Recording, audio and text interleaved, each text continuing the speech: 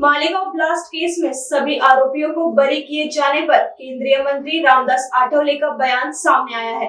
उन्होंने कहा कि एनआईए कोर्ट में इस मामले की सुनवाई कई वर्षों तक चली, लेकिन आरोपियों के खिलाफ कोई ठोस सबूत नहीं मिला। उन्होंने आगे कहा, जब कोर्ट में सुनवाई होती है तो सबूतों के आधार पर ही फैसला लिया जाता है। सबूतों के अभाव में कोर्ट को सभी आरोपियों को बरी करना पड़ा।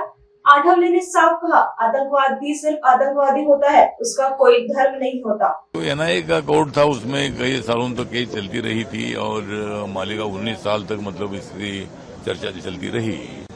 लेकिन आखिर में कोर्ट को उनको बरी करने का निर्णय इसलिए लेना पड़ा है कि वहाँ जो एविडेंसेस जो उनको मिलना चाहिए था, कोर्ट में प्रोड्यूस करना चाहिए था, ऐसे एविडेंसेस उनको मिले नहीं कि भाई इनका जो आरोपी थे उनका इसमें संबंध है।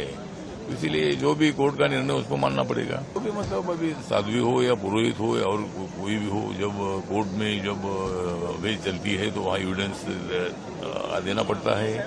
और मालेगांव के बॉम्ब ब्लास्ट के केस में ऐसे एविडेंस उनके सामने आई नहीं है और इसीलिए कोर्ट को उनको बरी करने का निर्णय लेना पड़ा है। कांग्रेस वाले तो हमेशा हिंदू आतंकवाद बोलते हैं, लेकिन आतंकवाद हिंदू होता नहीं है, आतंकवाद मुस्लिम होता नहीं है, आतंकवाद कोई दलित होता नहीं है, आतंकवाद होता है। इसीलिए मुझे लगता है कि हिंदू समाज को आतंकवादी हिंदू बोलना ठीक नहीं है और इसीलिए अमित शाह जी ने बताया है कि भाई हिंदू कभी आतंकवादी होते नहीं है और आतंकवादी होते हैं, उनको धर्म होता नहीं है।